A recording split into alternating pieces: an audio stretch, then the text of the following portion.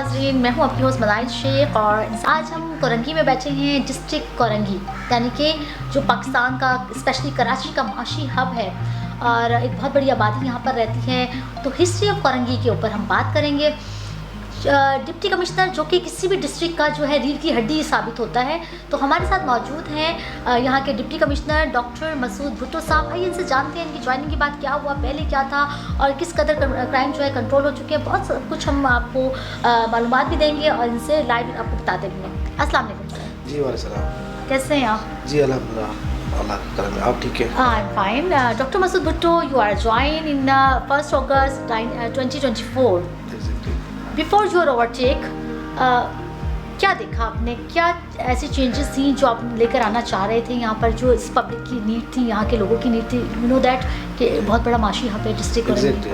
तो बिस्मिल्लाहिर्रहमानिर्रहीम। कोरंगी जैसे आपने कहा कि कराची का फाइनेंशियल हब है, no doubt it's absolutely correct, क्योंकि कोरंगी में 15,000 से ज़्यादा इंडस्ट्रियल यूनिट्स हैं। वो कॉटेज के भी हैं, cottage industries and big industrial units, उसमें टेक्सटाइल भी है, लेदर भी है, दूसरे इंडस्ट्रियल यूनिट्स भी हैं। तो ये एक्सपोर्ट के हवाले से, पाकिस्तान की जीडीपी के हवाले से इट्स वेरी इम्पोर्टेंट। जैसे कि मैंने ज्वाइन किया 1 अगस्त को, तो कोरंगी के अंदर काफ़ी इश्यूज़ थे।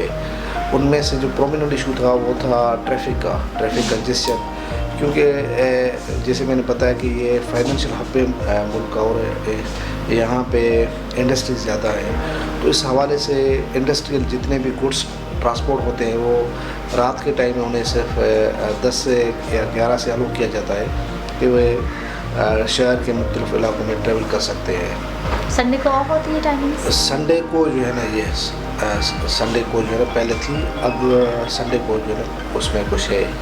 तो इस हवाले से एक तो ट्रैफिक का इशू था, दूसरा यहाँ इशू था सेवरेज का इशू था, और तीसरा यहाँ पब्लिक वॉक्स का इशू था, ठीक है, इंक्रोचमेंट का इशू था, और एजुकेशन के हवाले से काफ़ी बिल्डिंग्स पेंडिंग पड़ी थी जो कंप्लीट नहीं हुई थी, वो एक मेरे सामने का इशू था। फिर काफ़ी ग्राउंड्स बनने थे, प्ले ग्राउंड्स बनने थे, उनमें कुछ डेवलपमेंट के इश्यूज़ थे। लाइटिंग का यहाँ स्ट्रीट लाइट का इशू था, और इसके अलावा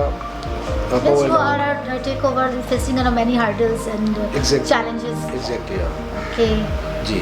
तो इसके साथ साथ जो डिस्ट्रिक्ट एडमिनिस्ट्रेशन का प्राइमरी काम है आजकल, वो है पोलियो एरेडिकेशन।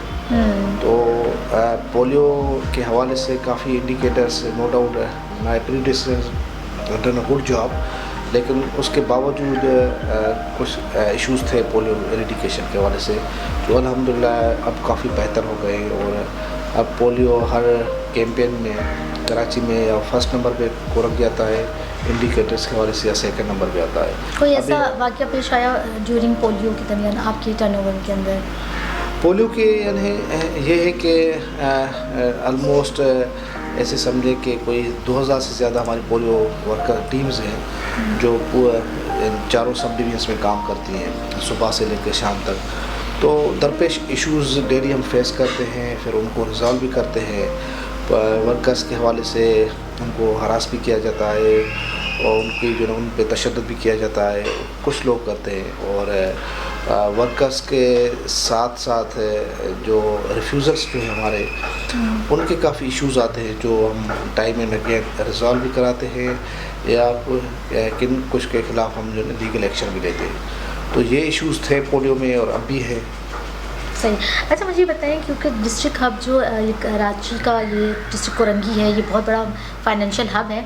जब आपने ज्वाइन किया बहुत सारे चैलेंजेस थे, इसको फेस कर रहे थे आप, फिर आपने कोई प्लानिंग, कोई स्ट्रैटेजी ऐसी बनाई होगी कि मैंने इसको मॉडल डिस्ट्रिक्ट बनाना है?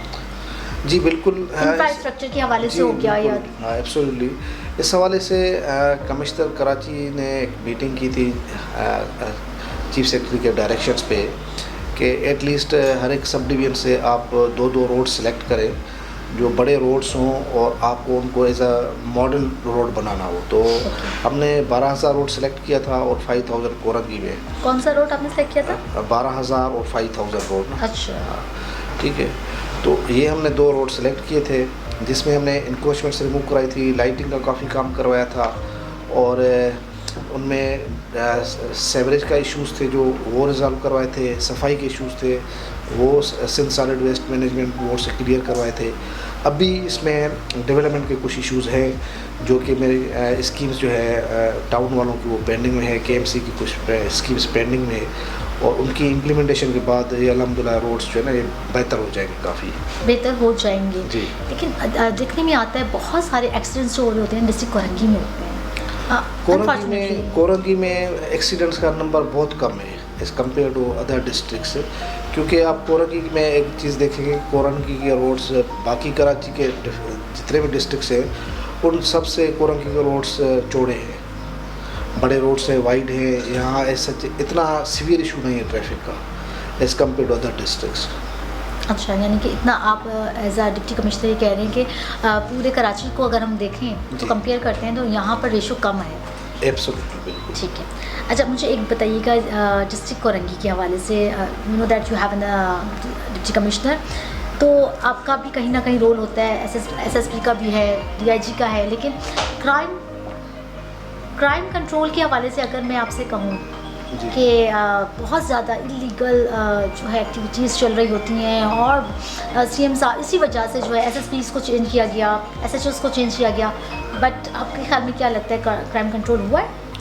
जी, जैसे कि क्राइम को डायरेक्टली पुलिस देख रही है और हमारे पास उसकी मॉनिटरिंग है और अगर कोई इशू आ जाता है तो हम डायरेक्ट करते हैं एसएसपी साहब को कि उसे रिजॉल्व कर दे। तो SSP is trying his best to resolve the issues, he is energetic young man.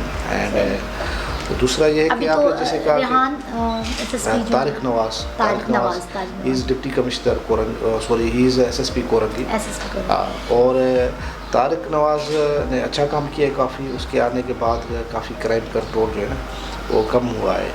और उसके अलावा तारिक ने जो स्ट्रीट क्राइम है उसको भी काफ़ी कम किया है, तो he is doing his good job. लेकिन इश्यूज़ ज़्यादा हैं और हमें भी रिपोर्ट होते हैं, हम भी उनको कहते हैं कि इन इश्यूज़ को आप फोकस करें। लेकिन भुट्टो साहब अभी भी कहा जाता है कि बहुत ज़्यादा गुटखा मावा छालिया, इसके अलावा कैबिन्स पर, अभी ये कल की ही रिपोर्ट है जस्ट, मैं अगर ये मैं आपको दूसरी उसमें अर्ज करूँ कि उसमें एक इरेगुलरिटी ये है कि हमने एसपीसी को ये भी लेटर लिखा है कि आपके पास जितने लोग आते हैं अप्रोच करते हैं आपको लेआउट प्लान के अप्रूवल के हवाले से, वो चूँकि सारी रेवेन्यू की ज़मीनें नहीं होती हैं, जो रेवेन्यू डिपार्टमेंट की ज़मीनें होती हैं वो थ्रू डिप्टी कमिश्नर्स के जाते हैं for approval of layout plan से। बाकी जो केडीए की हैं, साइट की ज़मीनें हैं और प्लस में केएमसी की हैं, दूसरे डिपार्टमेंट्स की हैं, वो डायरेक्ट जाती है उनको। तो हमने कहा है कि आप हमें उनकी इन्फॉर्मेशन शेयर करें हमारे साथ, ताकि हमें पता चले कि कोरंगी के अंदर कौन सी बिल्डिंग को अप्रूवल मिली है, कौन सी बिल्डिंग को नहीं मिली है, ताकि हमें आसानी हो उसके खिलाफ लीगल एक्शन लेने में। लीगल एक्शन और एनओसीज भी आपके साथ शेयर की जाए। एग्जैक्टली, सही सही। अच्छा, यानी कि मैं अगर किसी चीज़ को पॉइंट आउट करती हूँ या कोई भी आके करते हैं तो आप उसको स्टॉप करवा दें। एग्जैक्टली। जिस तरह आपने बात की कि जो इलीगल कंस्ट्रक्शंस है रेवेन्यू की होगी तो हम उस पर करवा सकते हैं, लेकिन केडीए की हुई तो वो ज़ाहिर उनका काम है। आपकी ये जो डीसी है, DC house, deputy commissioner house है, इसकी दीवार के साथ रोज़ी का मामला है। मैं अगर एक दुकान डालूँ कि भाई इसकी दीवार के साथ डाल देती हूँ कि चलो मैं रोज़ी का मामला है, तो क्या ये मुझे अलाउ होगा या नहीं? नहीं, वो तो अलाउ नहीं है। जब देखिए आप बिल्डिंग वो बना सकती हैं जो, बस मुझे आंसर मिल गया, वो अलाउ नहीं है ना? अलाउड नहीं है। आपको डॉक्यूमेंट्स हो, ठीक है ना, प्रॉपर आपको डॉक्यूमेंट्स हो और आप उसकी ओनर हो, ठीक है ना, आपने वो लेआउट प्लान उसका अप्रूव करवाया है, then you can build anything, otherwise it's not allowed. वो मुझे आंसर मिल गया, वो वोकेशनल सेंटर्स वाले से मिल गया। अच्छा, अब ये मुझे बताए डिप्टी कमिश्नर कोरंगी, यहाँ पर जब आप अपॉइंट हुए उससे पहले आप क्या थे, और अगर आप कमिश्नर ना होते तो क्या होते? कमिश्नर ना होता तो मैं डॉक्टर होता। उससे पहले मैं डॉक्टर था, MBBS मैंने की थी चाणका मेडिकल कॉलेज लाड़काना से, और उसके बाद मैंने हाउस जॉब की थी इस्लामाबाद में। फिर मैं डेमोस्ट्रेटर रहा वहाँ Islamabad medical and dental college में। उसके बाद मैंने CSS क्वालिफाई किया और मैं IRS में आ गया, ग्रुप में, IRS ग्रुप में। Then after I qualified provincial service and I joined this executive service. Your first joining their department who is? IRS, income tax. Income tax. Inland Revenue Service. वहाँ ज़्यादा मज़ा था या as a deputy commissioner? उसकी एक अपने dynamics हैं और चैलेंजेस किस में है?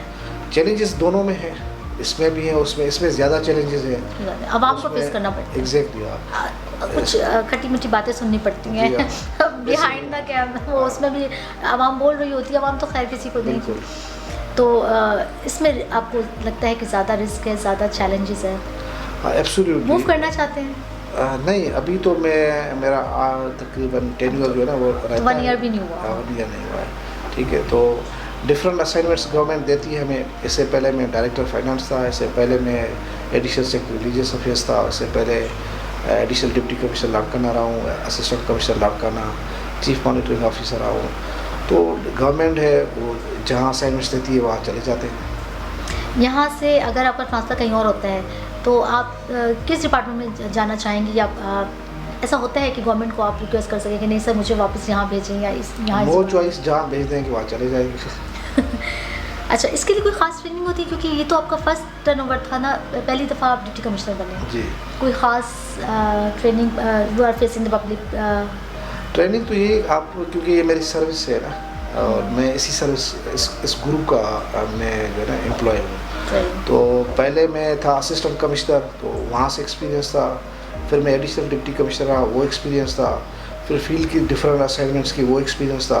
तो ये एक्सपीरियंस ऐड होते जाते हैं। जब आप डिप्टी कमिश्नर बनते हैं तो ये सारे जो एक्सपीरियंसेस हैं आप जो प्रीवियसली आपने लर्न किए हुए हैं वो आप उसमें यूटिलाइज करते हैं। सही। अच्छा, 1947 से लेकर अब तक डिस्ट्रिक्ट कोरंगी जो है, इसमें जितनी भी इंडस्ट्रीज़ बनी हैं, तो आपको क्या लगता है कि पीछे से अगर हम देखा जाए, यहाँ पे मैं जितने भी नाम देख रही हूँ डिप्टी कमिश्नर्स के, सबसे बेस्ट काम किसने किया? बिल्कुल सच्ची सच्ची दिल पर हाथ रखकर बता दें। ये है कि देखिए हर डिप्टी कमिश्नर के लिए डिफरेंट चैलेंजेस भी होती हैं और उनके यहाँ डिफरेंट अपॉर्चुनिटीज़ भी होती हैं। तो मैं तो ये कहूँगा कि हर एक ने अच्छा काम भी किया होगा और हर एक के साथ कोई आपका मॉडल या कोई आपका वो कह सकते हैं कि सारे अच्छे थे। यहाँ जितने अफसरान रहे हैं हमारे सारे अच्छे अफसरान हैं और उन्होंने बहुत अच्छा काम किया। उन्होंने अपनी तरफ से कुछ न कुछ इस डिस्ट्रिक्ट के हवाले से अच्छा किया और उन्होंने अच्छा कंट्रीब्यूट किया हुआ है। जैसा कि आप देखें कि पहले डिप्टी कमिश्नर जो थे हमारे जुबैर चन्ना साहब हैं, तो उसने ये दफ्तर इस्टेब्लिश किया कि उसकी ये असिस्टेंट कमिश्नर्स के दफ्तर उसने बनवाए और उसके अलावा उन्होंने यहाँ काफ़ी इंक्रोचमेंट में अच्छा काम किया शुरू में और डेवलपमेंट के हवाले से अच्छा काम किया उसने। तो हर एक डिप्टी कमिश्नर के का कुछ ना कुछ कंट्रीब्यूशन है। जी। आपका सबसे बड़ा कंट्रीब्यूशन क्या होगा यहाँ पर? मेरा कंट्रीब्यूशन ये होगा कि हमने पार्क्स के हवाले से जितना काम किया है और सॉलिड वेस्ट मैनेजमेंट के साथ मिलके जो है क्लीननेस के हवाले से प्लस रिमूवल ऑफ इंक्रोचमेंट्स के हवाले से, पोलियो ड्राइव में, एजुकेशन की विजिट्स के हवाले से और एजुकेशन डिपार्टमेंट्स से जो जितने स्कूल्स के अंदर कब्जे थे उनको खाली करवाने में, इनमें हमने काफ़ी अच्छा काम किया है। अच्छा, यानी कि जो गवर्नमेंट के स्कूल्स थे उसके उनमें काफ़ी स्कूल्स पे कब्जे थे जो पॉइंट आउट में हुए और स्कूल्स एजुकेशन डिपार्टमेंट की हमने मीटिंग बुलवाई, उनसे लिस्ट ली थी कि कहाँ कहाँ कब्जे हैं आप बताएं।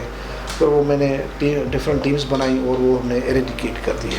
अच्छा भुट्टो साहब, मुझे बताएं कि आपको कुछ ऐसा काम करने जा रहे हो और सामने आपके कोई ऐसा रेजिस्टेंस आ गया हो कि आपको ऐसा लगे कि मेरे हाथ बंधे हुए हैं, अब मैं कुछ कर सकता? ऐसे कभी नहीं हुआ। नहीं, मतलब कोई एक आध माफिया बहुत है यहाँ डिस्ट्रिक्ट कोरंगी? होंगी, माफिया हैं और मेरे सामने कभी ऐसा कोई इशू नहीं आया अल्हम्दुलिल्लाह। अच्छा, अगर ऐसा आता तो आप क्या करते हैं? फेस करते गवर्नमेंट से सपोर्ट लेते, फेस करते जो but still you have still sitting in your seat, उसको मूव तो नहीं करते आप? नहीं, अगर ऐसा कोई इशू होता अभी तो हम अपने सीनियर्स की हेल्प लेते। अगर मैं नहीं कर सकता तो हम उसी को सपोर्ट करते जो वहाँ हक पे होता। डिस्ट्रिक्ट कोरंगी की जो आवाम है उसको एक अमन पसंद आवाम के तौर पर पहचाने जाने के लिए क्या क्या पैगाम देंगे? कि ज़ाहिर आवाम का भी होता है, सारे काम सिर्फ डीसी के तो नहीं है ना कि बस डीसी ने ही सब कुछ आगे करना है। बहुत सारी चीज़ें हैं जो आवाम आपके साथ कर सकती है। उसके करने से ये होगा कि एक तो गवर्नमेंट के रिसोर्सेज बच जाते हैं, गवर्नमेंट की एनर्जी सेव हो जाती हैं और उसके अलावा शहर जो ना अच्छा और खूबसूरत लगना शुरू हो जाता है। जैसे क्या काम है बताएं? जैसे कि आवाम को गंद वगैरह जो ना सड़क पर फेंकना नहीं चाहिए, ठीक है, वो डस्टबिन में डालना चाहिए उसके अलावा Awareness पार्क्स program को किए? पार्क्स को एब्सोल्युटली पार्क्स को आपको उनको गंदा नहीं करना चाहिए। पार्क्स के अंदर जितना लिटर है वो एक जगह पे रखना चाहिए, डस्टबिन में रखना चाहिए। गार्बेजेस हैं वहाँ पर? एग्जैक्टली है, बिल्कुल डस्टबिन से है गार्बेज के लिए। और प्लस में अवेयरनेस सेशंस होते हैं लोगों इस हवाले से, डिफरेंट डिपार्टमेंट्स करती है। और दूसरा ये कि इंक्रोचमेंट्स पे आवाम को सोचना चाहिए कि वो अपने शहर के जो ना बड़े चौड़े जो ना रास्ते उनको तंग कर रहे हैं और उनको ही उसकी जो है ना उसमें रेजिस्टेंस करती है पब्लिक अक्सर। डेफिनेटली अच्छा, लेकिन मीडिया जो लॉन्ग रन नुकसान तो उनका ही, पब्लिक का ही है ना। कैसे अवेयर करते हैं आप उसको? हम मीडिया के थ्रू भी करते हैं, लोग आते हैं जिनकी कंप्लेन होती है तो अगली पार्टी को बुलाते हैं, उन्हें समझाते हैं, ठीक है। तो डिफरेंट वेरियस मोड्स के हम अवेयरनेस कर रहे हैं कि लोगों का भी फ़र्ज़ है कि इन चीज़ों को जो है देखें। As a deputy commissioner doctor Masood Bhutto साहब, आपकी टाइमिंग्स ऑफिस को देने के लिए और पब्लिक डीलिंग के लिए क्या है?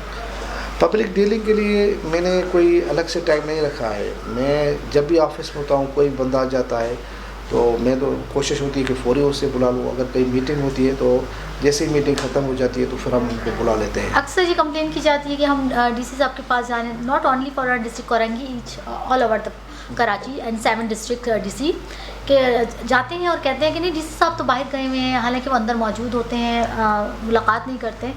तो ऐसा क्यों करते हैं डीसी से तो ऐसा नहीं करते होंगे, मुझे उनका इल्म नहीं है। लेकिन मेरे यहाँ तो ये है कि आप देख रहे हैं एक कमरा है छोटा सा, मेन ऑफिस की एंट्रेंस यही है और साथ हमारी गाड़ी इधर ही खड़ी होती है। तो लोग गाड़ी को देख के समझ जाते हैं कि डीसी इधर ही है, ठीक है।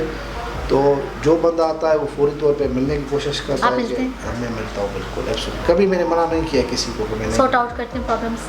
मैं पूरी कोशिश करता हूँ इनके इश्यूज रिजॉल्व हो जाए। कल मैं आ रही हूँ एक इशू लेकर, सॉर्ट आउट करेंगे इंशाल्लाह।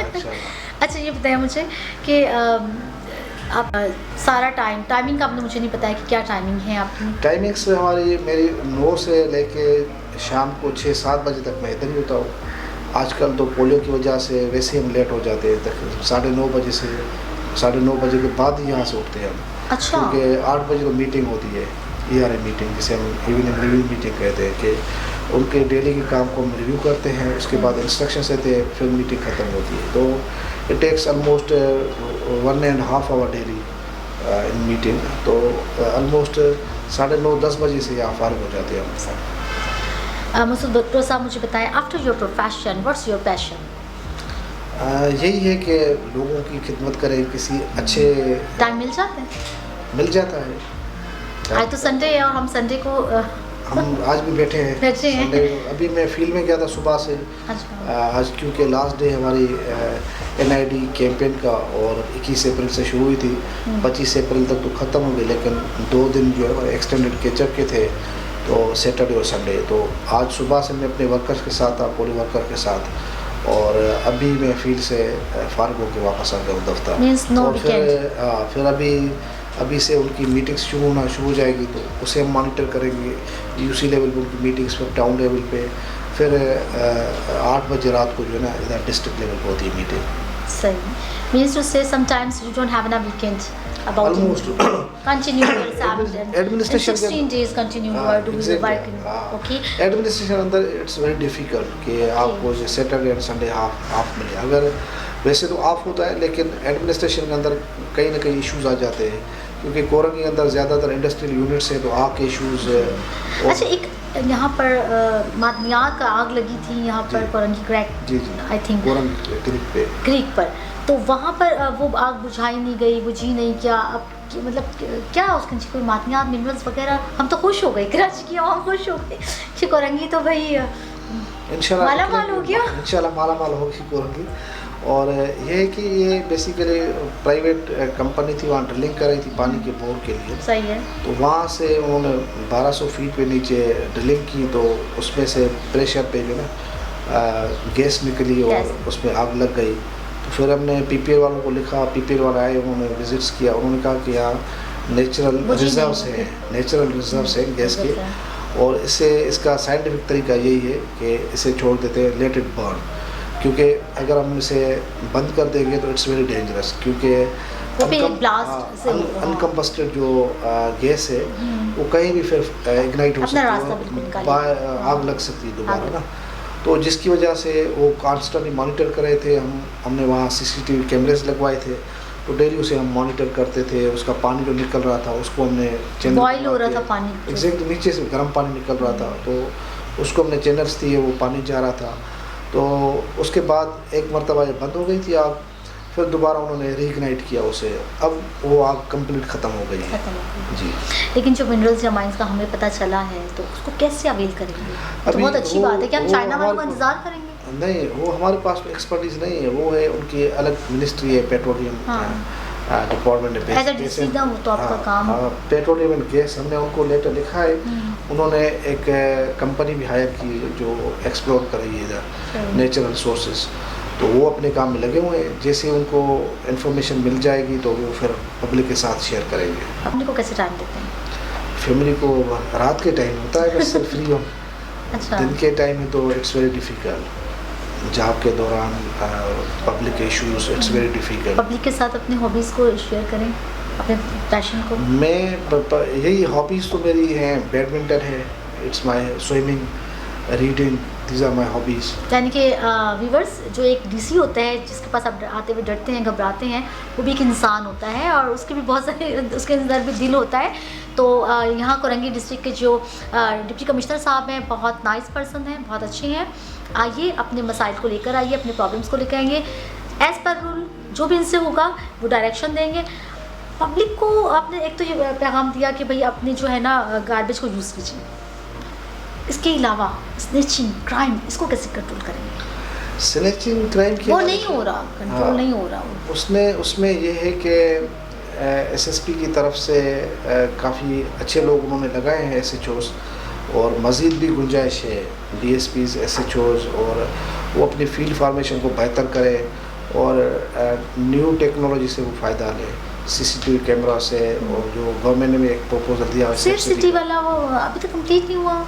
हाँ, वो हो जाएगा। भी बहुत सारे क्वेश्चंस आ रहे हैं ना कि का हो जाएगा। यहाँ एक दूसरा भी इन्होंने काटी वालों ने प्राइवेट भी एक ऑर्गेनाइज किया हुआ है, अच्छा उनका भी काफ़ी नेटवर्किंग भी है और इंस्टॉल भी है। अच्छा। तो वो काफ़ी जगहों से मॉनिटरिंग जो उनकी थ्रू कैमरास है वो पुलिस के साथ शेयर करते हैं, ताकि क्राइम कंट्रोल में जो है काफ़ी हेल्प हो सके। तो यानी कि आप ये कह रहे हैं कि हमारे जो पूरे डिस्ट्रिक्ट 7 डिस्ट्रिक्ट्स के को कंपेयर करें तो यहाँ के रोड बहुत वास्ट है। एक तो ये बहुत एक अच्छी बात, वाइड है, वाइड रोड है। अच्छा, आपका फ्यूचर के अंदर जो ऐसा प्लान जो आपने CM साहब के सामने रखा और डिस्कस किया हो, या कमिश्नर कराची के साथ आपने डिस्कस किया हो?